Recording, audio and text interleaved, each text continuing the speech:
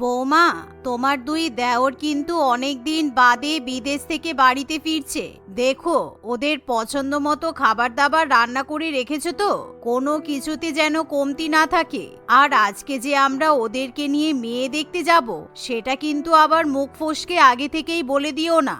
চুনিবালা দেবীর কথা শেষ হতে না হতেই বাড়ির দরজায় কলিং বেল বেজে ওঠে। এমন সময় পুষ্পিতা দরজা খুলে দেখে তার দুই দেওর রাজীব এবং নীল বাড়ি ফিরে এসেছে, কিন্তু তারা সাথে করে দুটো সোনালী চুলের মেয়েকেও নিয়ে আসে। তাদের মধ্যে একজন বলে, ও মাই গড, এই বাড়িটাতে এন্টার করতে গিয়েই কেমন একটা ব্যাড ফিশি ফিশি স্মেল বেরোচ্ছে। ও মাই গড, আমার তো ভমিট চলে আসছে। রাজীব প্লিজ তুমি এখান থেকে চলো, আমার এখানে একদম ভালো লাগছে না। ন্যান্সি, এটাই তো আমাদের বাড়ি, আমরা এখন থেকে সবাই এখানেই থাকবো। আর ওই যে ব্যাড ফিশের স্মেলটা আসছে না, ওটা মাছের গন্ধ। আমরা বাঙালি তো মাছ খেতে ভালোবাসি। ও কিছু না, তোমার এখানে কিছুদিন থাকতে থাকতে অভ্যাস হয়ে যাবে। বাবা, তোমরা আবার বিদেশি মেয়ে বিয়ে করে নিয়ে এসেছো? এরকম সাদা চামড়া ছোট ছোট ড্রেস পরা মেয়েগুলো আমাদের বাড়ির বউ হবে? আরে বৌদি, ওদেরকে নিয়ে চিন্তা করো না। ন্যান্সি আর হেইলি আমাদের সংসারে ঠিকই মানিয়ে নিতে পারবে। তোমরা শুধু ওদের একটু বাঙালি কালচার শিখিয়ে দিলেই হবে। কি নাম বললো যেন? হাইলি নাকি হাউলি? আর ন্যান্সি, এসব আবার কেমন নাম দিদি? আগে তো কখনো এরকম নাম শুনিনি। কে জানি বাবা, এসব বিদেশি মেয়েদেরকে নিয়ে চলাও তো ঝামেলা। ইংরেজগুলোকে দেশ থেকে তাড়িয়ে দিয়েও শান্তি হয়নি, আবার চলে এসেছে। এই যে হ্যালো, এক্সকিউজ মি, আমি কিন্তু বাংলা বুঝতে পারি, তাই একদম ভেবো না আমাদেরকে যা বলবে আমরা মুখ বন্ধ করে শুনে নেব। তোমাদের মতো ইলিটারেট গাইয়া আমাদের মতো ইংরেজকে নিয়ে বাজে কথা বলছে। উফ, জাস্ট ভাবাই যায় না। একদম আমাদের নামে উল্টোপাল্টা কথা বলবে না, বুঝতে পেরেছো? আমরা তোমাদের যা হই, তোমাদের থেকে সম্মানই অনেক বড়। তোমরা আমাদের মুখে মুখে কথা বললে কি করে? উফ, তোমরা একটু থামবে? আমরা এতদিন বাদে নতুন বউ নিয়ে বাড়িতে এলাম, কোথায় বরণ করে নিজেদের ঘরে তুলবে তা নয়, তোমরা নিজেদের মধ্যে ঝগড়া ঝামেলা শুরু করছো। বৌদি প্লিজ, আমার ভালো লাগছে না, তোমরা একটু চুপ করো। এই বলে রাজীব এবং নীল দুই ভাই তাদের দুই বিদেশি বউকে নিয়ে বাড়িতে প্রবেশ করে, কিন্তু ইতিমধ্যে প্রতিবেশীরা সেখানে এসে হাজির হয়। কিরে চুনি, তোর দুই ছেলে নাকি শুনলাম দুটো সুন্দরী বিদেশি মেয়েকে নিয়ে এসেছে, তা তোর দুই বিদেশি বৌমার মুখ দেখাবি না? হ্যাঁ নিশ্চয়ই, তোরা একটু বস, আমি এখনই বৌমাদেরকে নিয়ে আসছি। মরণ, একটা দিনও পেরোতে পারলো না, তার আগে এরা নতুন বৌমাদের মুখ দেখার জন্য হাজির হয়ে গেছে। কি যে করি এখন, যদি আমার বিদেশি বৌমাদের ছোটখাটো জামা কাপড় দেখে ফেলি, তাহলে তো পাড়ায় আমার আর মান সম্মান থাকবে না। এই ভেবে চুনিবালা দেবী রঞ্জনা এবং পুষ্পিতাকে ডেকে তাদের হাতে দুটো সুন্দর শাড়ি দিয়ে বলে, শোনো, এই শাড়ি দুটো আমাদের দুই বিদেশি বৌমাকে পরে আসতে বলো। আসলে পাড়ার লোকেরা নতুন বৌমাদের দেখতে এসেছে, আমি একদমই চাই না বৌমারা মডার্ন বিদেশি জামা কাপড় পরে ওদের সামনে যাক। এই শুনে পুষ্পিতা এবং রঞ্জনা ন্যান্সি এবং হেইলির ঘরে চলে যায়। তারা অতিথিদের সামনে শাড়ি পরে যাওয়ার কথা বললে ন্যান্সি কিংবা হেইলি কিছুতেই শাড়ি পরতে চায় না। দেখো, আমরা কিন্তু একদমই শাড়ি পরতে পছন্দ করি না, আর শাড়ি আমরা পরতেও জানি না, তাই এই পোশাক আমরা একদমই পরতে পারবো না। আমরা না হয় বিউটিফুল গাউন পরে ওদের সামনে যাব। একদমই নয়, মা কড়াভাবে বলে দিয়েছে তোমাদেরকে বাঙালি সাজিয়ে অতিথিদের সামনে যেতে হবে। আর তোমরা শাড়ি পরতে পারো না, তাতে কি হয়েছে? আমরা দুজন তোমাদেরকে শাড়ি পরিয়ে দেব, আর বাঙালি ভাবে একেবারে সুন্দর করে সাজিয়ে দেব। তোমাদেরকে দেখতে একেবারে বাঙালি বলেই মনে হবে। এই বলে পুষ্পিতা এবং রঞ্জনা জোর করে হেইলি এবং ন্যান্সিকে শাড়ি পরানো শুরু করে। ন্যান্সি কিংবা হেইলির ইচ্ছা না থাকলেও তারা কিছু করতে পারে না। তবে শাড়ি পরার পর ন্যান্সি এবং হেইলি এতটাই আনকমফোর্টেবল ফিল করে যে অতিথিদের সামনে যেতে না যেতেই শাড়িতে পা আটকে দুজনেই মেঝেতে পড়ে যায়। নতুন দুই বিদেশি বৌমাকে এরকম বাজেভাবে পড়ে যেতে দেখে বাড়ির অতিথিরা কিছুতেই হাসি থামাতে পারে না। একই রে, তোর বৌমারা শুধু বিদেশি নয়, আনারিও বটে। এসব বিদেশি মেয়েদের মাথায় কোনো বুদ্ধি শুদ্ধি থাকে না। তোর ঘরেই তো দুটো দেশি বাঙালি বৌমা আছে, ওদেরকে দেখ তো কত সুন্দর, ভালো, ভদ্র, সভ্য। আর এই আনারি দুটোকে দেখ, সামান্য শাড়িটুকু সামলাতে পারছি না। এমন কথা শুনে ন্যান্সি এবং হেইলি দুজনেই রঞ্জনা এবং পুষ্পিতার উপর খুব রেগে যায়। তারা মনে করে বাড়ির অতিথিদের সামনে খিল্লি ওড়ানোর জন্যই পুষ্পিতা এবং রঞ্জনা ইচ্ছা করে তাদের দুজনকে শাড়ি পরিয়েছে। তাই তারা রেগে গিয়ে বলে, তোমরা দুজনই সবার সামনে ভালো সাজার জন্য আমাদেরকে ছোট করছো, তাই না? আমি খুব ভালো করে বুঝতে পারছি। অবশ্যই এসব জেলাস বীজদের সঙ্গে আমাদের তুলনা করে কি হবে? আমরা বিদেশিরা তোমাদের থেকে দেখতে অনেক বেশি প্রিটি, আর আমরা অনেক বেশি এডুকেটেড, তাই তোমরা আমাদেরকে সহ্য করতে পারছো না। এভাবে ন্যান্সি এবং হেইলি তাদের দুই যাকে অনেক বড় বড় কথা শোনায়, কিন্তু পুষ্পিতা এবং রঞ্জনা মোটেই ইচ্ছা করে এরকম করেনি, তাই তাদের দুজনেরই খুব খারাপ লাগে। জীবনে প্রথমবার মনে হয় ইংরেজিতে এত গালাগালি শুনলাম। কিন্তু দেখো দিদি, আমরা তো একদম ইচ্ছা করে এরকম কাজ করিনি। মাই তো আমাদেরকে শাড়ি পরিয়ে দিতে বলেছিল, এতে আমাদের কি দোষ বলো? কিন্তু যাই বল, ভুল তো আমাদের দিয়েই হয়েছে। আমার মনে হয় আমরা যদি ওদেরকে ভালো ভালো বাঙালি টেস্টি টেস্টি খাবার রান্না করে খাওয়াই, তাহলে ওরা দুজনে হয়তো খুব খুশি হবে। পরের দিন সকালে পুষ্পিতা এবং রঞ্জনা ভালো ভালো বাঙালি খাবার রান্না করে টিফিনে প্যাক করে দেয়, কিন্তু ন্যান্সি এবং হেইলি অফিসে যাওয়ার সময় কিছুতেই সেই টিফিন দুটো নিয়ে যায় না। তাই পুষ্পিতা এবং রঞ্জনা দুজনে তাদের পেছন পেছন অফিসে গিয়ে পৌঁছায়। তোমরা দুজনে টিফিনটা না নিয়েই চলে এসেছো, তাই আমরা ভাবলাম তোমাদের টিফিনগুলো পৌঁছে দিই। তোমরা এত কষ্ট করে খাটাখাটনি করো, সময় মতো খাবার দাবার না খেলে তো শরীর খারাপ করবে বলো? ঠিক হয়েছে, আমাদের এভাবে চিপ সিম্প্যাথি দেখাতে হবে না। এখানে অফিসে ক্যান্টিন আছে, আমরা চাইলেই নিজেদের ইচ্ছা মতো খাবার দাবার অর্ডার করে খেয়ে নিতে পারি। তাছাড়া এমনিতেও তোমাদের বাঙালি খাবার আমাদের একদমই ভালো লাগে না। আমি তোমাদের জন্য নিজে হাতে লুচি, চিকেন কষা, গাজরের হালুয়া, রসগোল্লা বানিয়েছি। আমি খুব ভালো রসগোল্লা বানাতে পারি। তোমরা একবার আমার হাতে রসগোল্লা খেলে আর অন্য কোনো মিষ্টির দোকান থেকে রসগোল্লা খেতে চাইবে না। একবার খেয়ে দেখো না। থাক, তোমাদের একবার বিশ্বাস করে আমরা চিট হয়েছি। তোমরা চাও আমরা যেন খুব তাড়াতাড়ি বেশি ওয়েট গেইন করে ফেলি, যাতে আমাদেরও তোমাদের মতো দেখতে ভীষণই বাজে লাগে। তাই এসব অয়েলি সুগারি ফুড আমাদের খাওয়াতে এসেছো, রাইট? এভাবে হেইলি এবং ন্যান্সি আবার পুষ্পিতা এবং রঞ্জনাকে অপমান করে নিজেদের কাজে চলে যায়।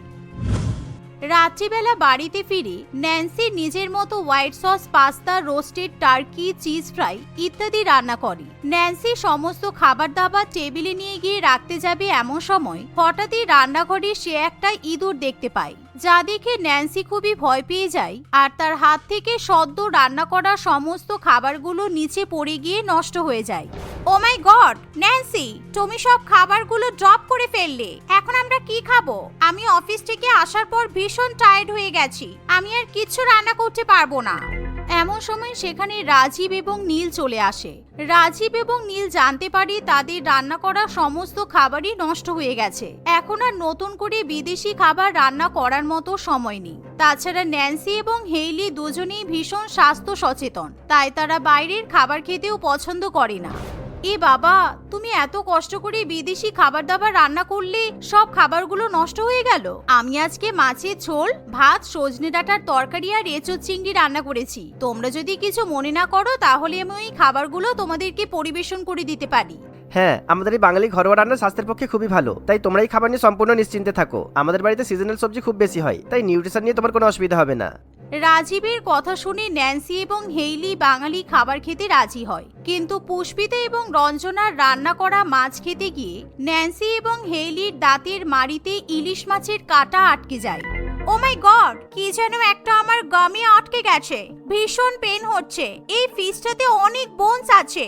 উফ, আমার মনে হচ্ছে আমাদের এই দুই চা আমাদেরকে দেখতে পাচ্ছে না, ইচ্ছা করে আমাদের ক্ষতি করছে। রাজীব, নীল, তোমরা প্লিজ আমাদেরকে নিয়ে আলাদা হয়ে যাও। আমরা এই মহিলাদের সঙ্গে একদমই থাকতে পারছি না। না হেইলি, তুমি আমাদের ভুল ভাবছো। আমরা কেন তোমাদের ক্ষতি করব? বিশ্বাস করো, আমাদের এরকম কোনো ইচ্ছা ছিল না। এই মাছটাতে আসলে অনেক কাঁটা, আমি বেছেই দিয়েছিলাম, কিন্তু কিভাবে দু একটা কাঁটা থেকে গেছে আমি বুঝতে পারিনি। দাঁড়াও, আমি এখনই তোমাদের মাড়ি থেকে কাঁটা বার করে দিচ্ছি। এই বলে পুষ্পিতা ন্যান্সি এবং হেইলির মাড়ি থেকে কাঁটা বার করে দেয়, কিন্তু তাদের দুজনের এরকম অবস্থা দেখে পুষ্পিতা এবং রঞ্জনা দুজনেরই খুব খারাপ লাগে। তার উপর ন্যান্সি এবং হেইলি তাদের দুজনকে অনেক উল্টোপাল্টা কথা শোনায়। দেখতে দেখতে এভাবে আরো দু একদিন কেটে যায়। একদিন ন্যান্সি এবং হেইলির অফিসে একটা পার্টি থাকে।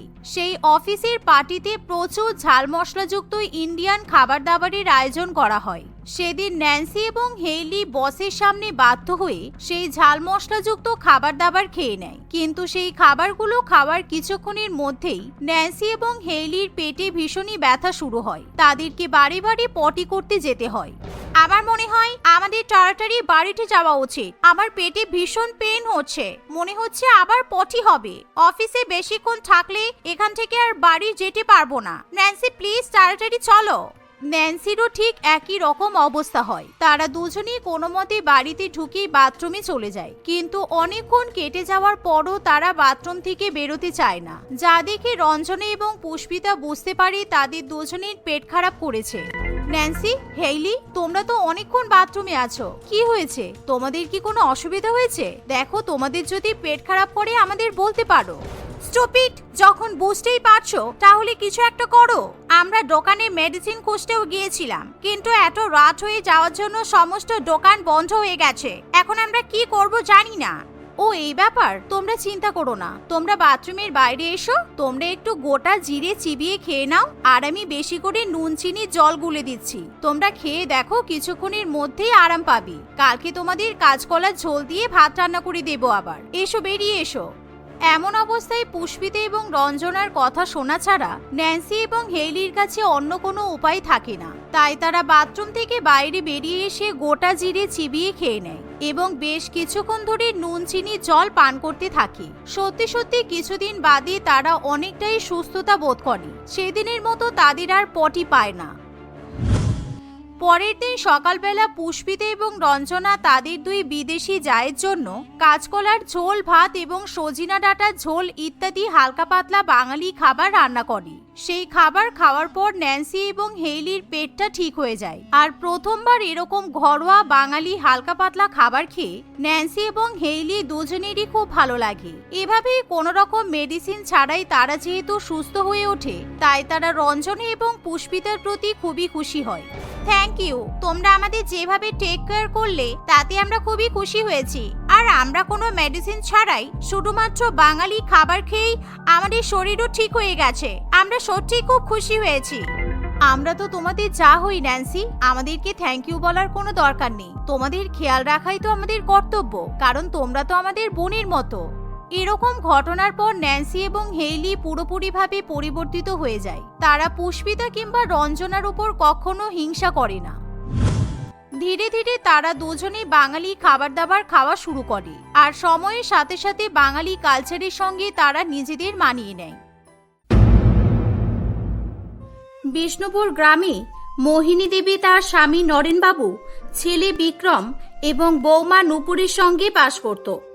দুই শাশুড়ি বৌমা মোহিনী দেবী এবং নূপুর নরেনবাবু এবং বিক্রমের উপর অত্যাচার করত। এমনই একদিন সকালবেলা মোহিনী দেবী ও নূপুর সোফাতে আরাম করে বসেছিল। আরে ও বিক্রমের বাবা, চা কখন পাবো? এবার কি তোমাদের কাছে সানাই বাজিয়ে ঢোল বাজিয়ে চা চাইতে হবে? একটা কথা কানে যায় না এদের।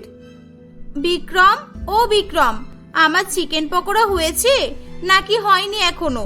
আমার খুব খিদে পেয়েছে, তাড়াতাড়ি চিকেন পকোড়া নিয়ে এসো। আরে বৌমা, এত নরম ভাবে বলছো কেন? আরে গম্ভীর ভাবে বলো, গম্ভীর ভাবে। আর ঠিকভাবে বসো, তবেই তো ওরা আমাদের কথা শুনবে, আমাদেরকে দেখে ভয় পাবে। হ্যাঁ মা, ঠিক বলেছেন। বিক্রম, আরে ও বিক্রম, আমার চিকেন পকোড়া কোথায়? নিয়ে এসো। খিদের জ্বালায় পেটে ইঁদুর, ঘোড়া, হাতি সব নাচানাচি করছে। কোথায়? একবার এদিকে এসো দেখি, মুখটা দর্শন করি।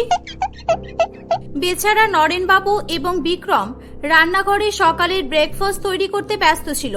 শাশুড়ি বৌমার আওয়াজ পেয়ে তারা দুজনেই ভয় পেয়ে যায়। বাবু, তোর মায়ের ঘন্টা বেজে গেছে, আমার তো খুব ভয় লাগছে, তাড়াতাড়ি কর। আর একটু দেরি হলেই তোর মা জল খাবারের বদলে আমাকেই খেয়ে নেবে, তাও আবার চিবিয়ে চিবিয়ে। কর বাবা, তাড়াতাড়ি কর।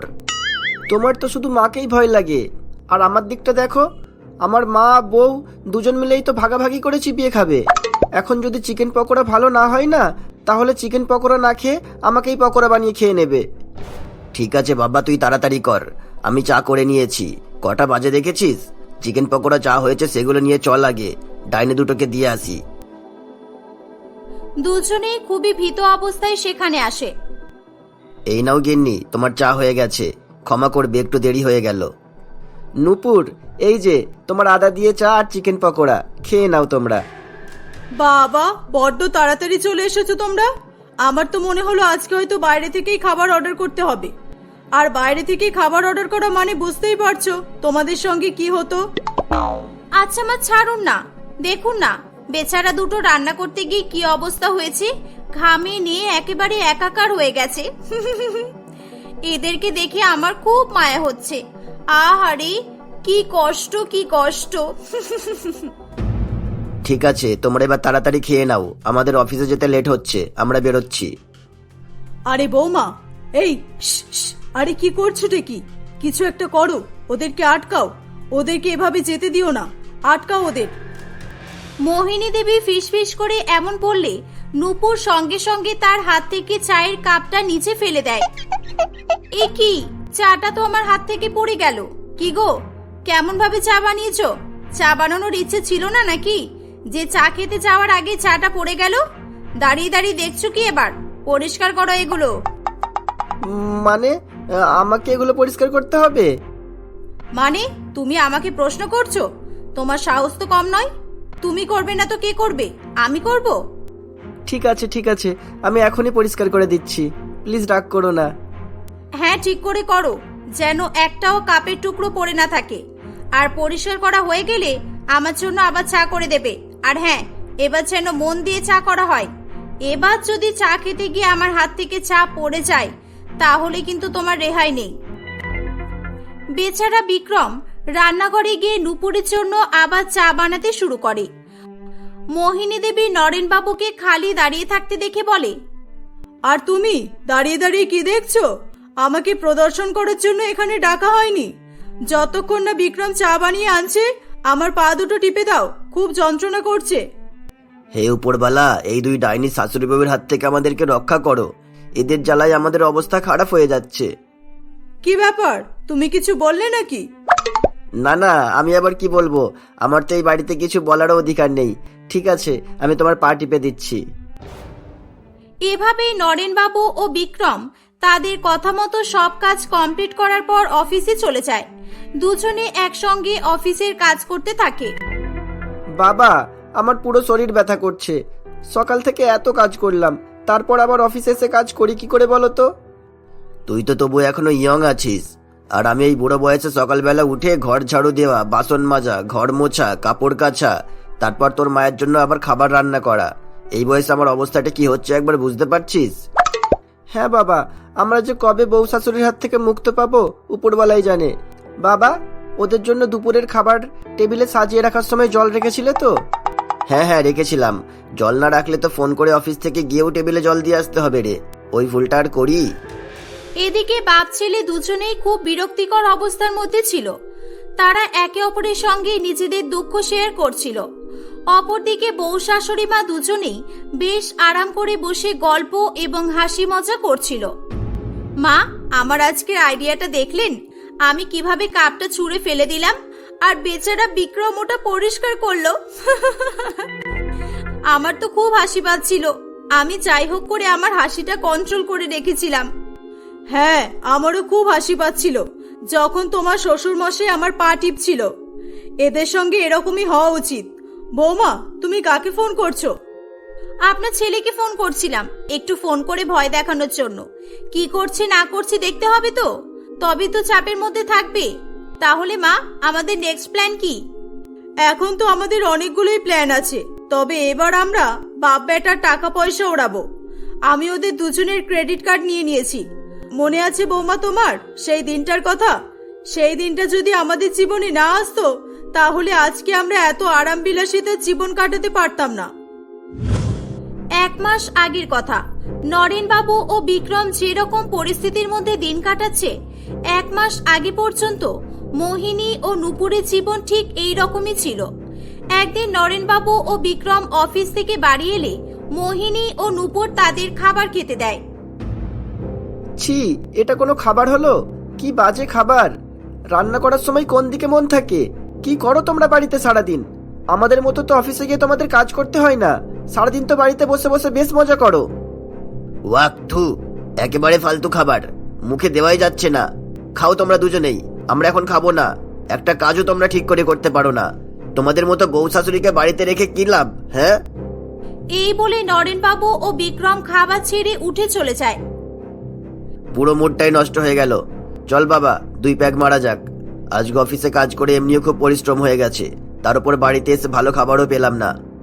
হ্যাঁ বাবা, চলো আজকে দুজনে মজা করে মদ খাবো। এভাবেই দুজন মিলে অনেক অনেক মদ খায় এবং তারা নেশার ঘোরে আচ্ছন্ন হয়ে পড়ে। তখনই সেখানে মোহিনী দেবী এবং নূপুর আসে। কি গো, তুমি কত মদ খেয়েছো? এত মদ খাওয়ার কি দরকার ছিল?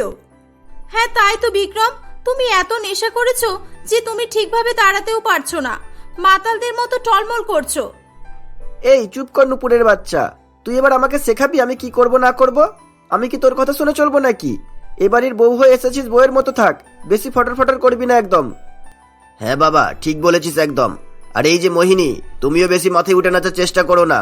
আমার যত মদ খাওয়ার ইচ্ছা করবে ততই খাবো, সারাদিন খাবো। যাও এখান থেকে। এই বলে দুজনে নিজের নিজের বউকে ধাক্কা দিয়ে সেখান থেকে সরিয়ে দেয় এবং দুজনেই অজ্ঞান হয়ে সোফার উপর পড়ে যায়। মা, মা, আপনি ঠিক আছেন তো? হ্যাঁ বৌমা, আমি ঠিক আছি। দিনের পর দিন এদের মদ খাওয়ার পরিমাণ বেড়েই চলেছে। এদের কিছু একটা ব্যবস্থা করতে হবে, না হলে কোনোদিন এরা মদ খেয়ে এসে আমাদের উপর হাত তুলবে। হ্যাঁ মা, ঠিক বলেছেন, আমার কাছে একটা অনেক ভালো প্ল্যান আছে। এই বলে নূপুর মোহিনী দেবীকে তার প্ল্যানের ব্যাপারে সবকিছু বলে। পরের দিন সকালবেলা নরেনবাবু ও বিক্রমের ঘুম ভাঙলে তারা মোহিনী দেবী ও নূপুরের ভয়ঙ্কর রূপ দেখে অবাক হয়ে যায়। তারা দুজনেই খুব রেগেছিল। শুধু তাই নয়, তাদের কপালে হাতে পায়ে নকল ব্যান্ডেজও করা ছিল। তাদের দেখে মনে হচ্ছিল তারা দুজনেই গুরুতরভাবে আহত হয়েছে। এ কি, তোমাদের কি হয়েছে? আচ্ছা যা হয়েছে হয়েছে, এখন ছাড়ো, আমার মাথাটা খুব যন্ত্রণা করছে, তাড়াতাড়ি আমার মাথাটা টিপে দাও তো। আরে আমারও তো প্রচন্ড বডি পেন হচ্ছে। মোহিনী, আমার হাত পাটা টিপে দাও। চুপ করো তোমরা, অনেক কথা শুনেছি তোমাদের, আর নয়। তোমরা দেখেছো আমাদের দুজনের কি অবস্থা করেছো তোমরা? কালকে রাতে তোমরা মদ খেয়ে আমাদের দুজনকে কতই না মারধর করলে। দেখো একবার কি করেছো তোমরা। হ্যাঁ, এত মদ খেয়ে বউদের উপর কেউ অত্যাচার করে নাকি? আমার তো ইচ্ছে করছে তুমি কালকে যেভাবে আমাকে মেরেছো ঠিক ওভাবেই তোমাকে মারি। কি, আমরা দুজনে এসব করেছি? আমার তো এরকম কিছু মনে পড়ছে না। মোহিনী, আমাকে ক্ষমা করে দাও মোহিনী, আমি যা করেছি নেশার ঘোরে করেছি। হ্যাঁ নূপুর, তুমিও আমাকে ক্ষমা করে দাও, আমি ইচ্ছা করে কিছু করিনি। না, আমরা তোমাদের ক্ষমা করব না। তোমরা যখন ভুল করেছো তখন তোমাদের শাস্তি পেতে হবে। আজ থেকে ঘরের সব কাজ তোমরা করবে, যা যা কাজ আমরা করতাম সব তোমরা করবে। আর তোমরা যদি আমাদের কথা না শোনো তাহলে কিন্তু আমরা এই বাড়ি ছেড়ে চলে যাব। কেন আমরা বাড়ি ছেড়ে যাব কেন? আমরা দুজনে এখানেই থাকবো আর এরা দুজন জেলে যাবে। হ্যাঁ, তোমরা আমাদের উপর যেরকম নির্মমভাবে অত্যাচার করেছো আমরা পুলিশের কাছে গিয়ে সব বলে দেব। অলরেডি আমরা দুজনে গিয়ে থানায় ডায়েরি করে এসেছি। একবার গিয়ে থানায় বললেই পুলিশ তোমাদের এসে ধরে নিয়ে চলে যাবে। না না, তোমরা এরকম করো না, করো না এরকম। পুলিশ আমাদের ধরে নিয়ে চলে যাবে, আমরা তোমাদের সব কথা শুনবো, তোমরা যা যা বলবে তাই করব। সেদিন থেকেই মোহিনী দেবী ও নূপুর তাদের দুজনকে ইশারায় নাচাতে শুরু করে। আমার তো সেই দিনটার কথা মনে পড়লেই হাসি পায়। সত্যি ওরা খুবই বোকা। হ্যাঁ বৌমা, তোমার প্ল্যানটা কিন্তু দারুণ ছিল। আচ্ছা চলো বৌমা, এবার ওদের টাকা উড়িয়ে আসি। আজকে আমরা অনেক অনেক শপিং করব। এই বলে দুই শাশুড়ি বৌমা শপিং করতে চলে যায়। তারা বিক্রম ও নরেনবাবুর ক্রেডিট কার্ড থেকে অনেক অনেক টাকা শপিং করে। বাবা দেখেছো, আজকেও নূপুর আমার অ্যাকাউন্ট থেকে 1 লক্ষ টাকা তুলে নিয়েছে। জানি না এত টাকা নিয়ে ওরা কি করে। তোর তো 1 লাখ টাকা, আর আমার অ্যাকাউন্ট থেকে তোর মা 2.5 লক্ষ টাকা তুলে ফেলেছে। অনেক হয়েছে বাবা, আর নয়, এবার ওদের উচিত শিক্ষা দিতেই হবে। বাড়িতে এসে নরেনবাবু ও বিক্রম বউ শাশুড়ি মাকে ভালোভাবে বোঝাতে থাকে, কিন্তু তারা তাদের কোনো কথা শোনে না। তারা একইভাবে নরেন ও বিক্রমের উপর অত্যাচার করতে থাকে। একদিন নরেনবাবু ও বিক্রম দুটো মহিলাকে বিয়ে করে বাড়িতে নিয়ে আসে। এই দেখে মোহিনী দেবী ও নূপুর অবাক হয়ে যায়। এ কি, তোমরা দুজনে আবার বিয়ে করেছো? তোমরা আমাদের কথা একবারও ভাবলে না? আমরা তোমাদের কত ভালোবাসি আর তোমরা ভালোবাসো আমাদের? ভালোবাসা কাকে বলে বলো তো? চাকরের মতো আমাদের দুজনের উপর সব সময় হুকুম করতে থাকো, সব সময় আমাদের উপর অত্যাচার করো, এটাই তোমাদের ভালোবাসা? হ্যাঁ, এসব কথা বলে আর লাভ নেই। আমরা নতুন বিয়ে করেছি, আজ থেকে এরাই আমাদের বউ। এরা তোমাদের মতো নয়, এরা আমাদের অনেক কেয়ার করবে, আমাদেরকে দিয়ে কোনো কাজ করাবে না, আর তোমাদেরও সব কাজ এরাই করে দেবে। না না বিক্রম, এরকম করো না, এদেরকে বাড়ি থেকে বিদায় করো। আসলে আমরা দুজনে তোমাদের সঙ্গে নাটক করছিলাম, তোমাদেরকে উচিত শিক্ষা দেওয়ার জন্য। আমরা আর তোমাদেরকে দিয়ে কোনো কাজ করাবো না। তোমরা সব সময় আমাদের সঙ্গে বাজে ব্যবহার করতে আর নেশা করে বাড়ি ফিরতে, সেই জন্য আমরা খুব চাপে ছিলাম। তোমাদেরকে ভয় দেখানোর জন্যই আমরা এরকম করেছি। হ্যাঁ, আমরা জানি, আর এই কথাটাই তোমাদের মুখ থেকে শোনার জন্য আমরা এই নাটকটা করলাম। আমরা কোনো বিয়ে করিনি, এটা আমাদের সাজানো প্ল্যান ছিল শুধুমাত্র। কি, তোমরা কি করে জানলে? সেদিন যখন তুমি ফোন করেছিলে আমি অফিসে ছিলাম, তুমি আর মা কথা বলছিলে, আর তুমি ফোনটা কাটতে ভুলে গিয়েছিলে। আমরা দুজনে তোমাদের সব কথা শুনে ফেলেছিলাম। আমরা তোমাদের গায়ে হাত তুলিনি, তোমরা টোটালটাই নাটক করছিলে। আর আমি আমাদের কল রেকর্ডিং করে রেখেছি, পুলিশ আমাদের আর কিচ্ছু করতে পারবে না। মোহিনী দেবী এবং নূপুর তাদের ভুলের জন্য বিক্রম ও নরেন বাবুর কাছে ক্ষমা চায়। সেদিনের পর থেকে নূপুর এবং মোহিনী দেবী তাদের উপর অত্যাচার করে না। এই ঘটনার ফলে বিক্রম এবং নরেন বাবু নিজেদের পরিবর্তিত করে ফেলেছিল। তারাও তাদের বউদের খুব ভালোবাসতে শুরু করে এবং তারা মদ খাওয়াও ছেড়ে দেয়।